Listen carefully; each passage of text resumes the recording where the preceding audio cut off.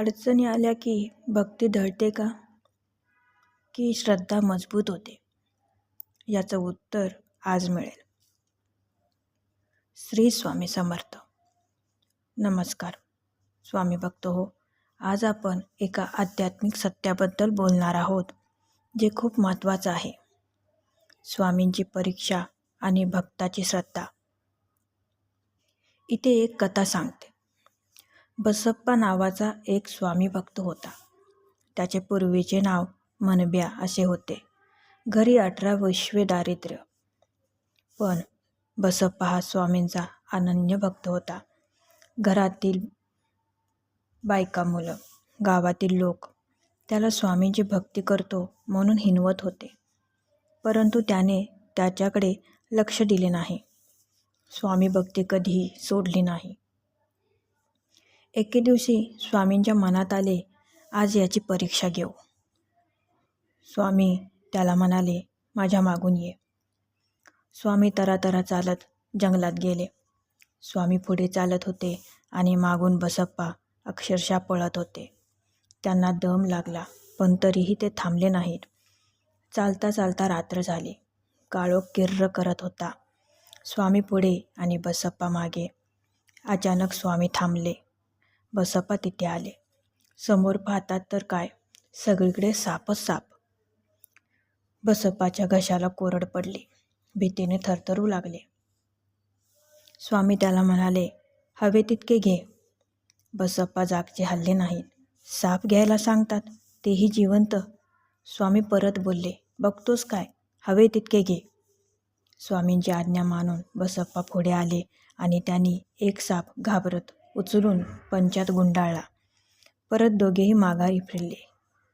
सकाळी स्वामी म्हणाले, जा आता घरी. बसप्पा घरी आले आणि त्यांनी घाबरतच पंजा उघडला. त्यांच्या डोळ्यावरती विश्वास बसला नाही. तो साप सोन्याचा झाला होता. त्यांना कळून चुकले, ही स्वामींची कृपा आहे. माझं दारिद्र्य घालवलं स्वामीने. तो परत धावत स्वामींकडे आला व त्यांचे पाय धरून रडू लागला. या कथेतून काय बोध मिळतो ते पाहूया. मी नामस्मरण करतो, मी भक्ती करतो, तरी अडचणी का येतात? स्वामी माझी परीक्षा का घेतात?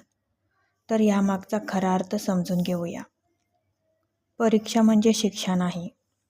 सर्वात आधी एक गोष्ट लक्षात ठेवा. स्वामी परीक्षा घेतात, पण शिक्षा देत नाहीत. परीक्षा म्हणजे भक्ताला तोडण्यासाठी नव्हे, तर मजबूत करण्यासाठी असते. जसं सोनं आगीत तापवलं की शुद्ध होतं, तसंच भक्त संकटातून शुद्ध होतो. श्रद्धा शब्दांनी नाही, तर परिस्थितीत दिसते. सुखात सगळे म्हणतात, स्वामी माझ्यासोबत आहेत. पण दुःखातही जो म्हणतो, स्वामी माझ्यासोबतच आहेत, ती खरी श्रद्धा. श्रद्धा आरतीत नाही, तर ती अडचणीत दिसते. उशीर, अडथळे, अपयश हीच परीक्षा.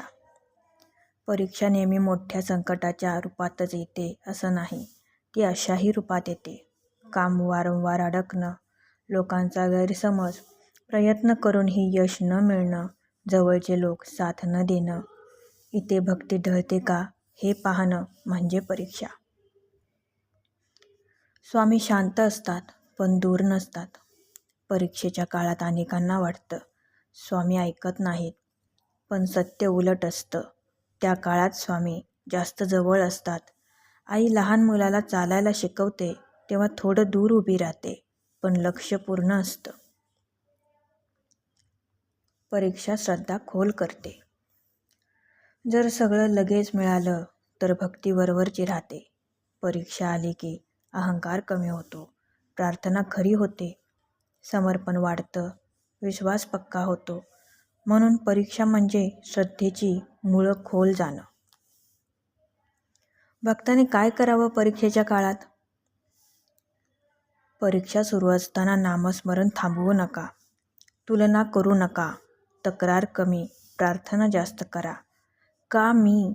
ह्याऐवजी काय शिकायचं विचारा.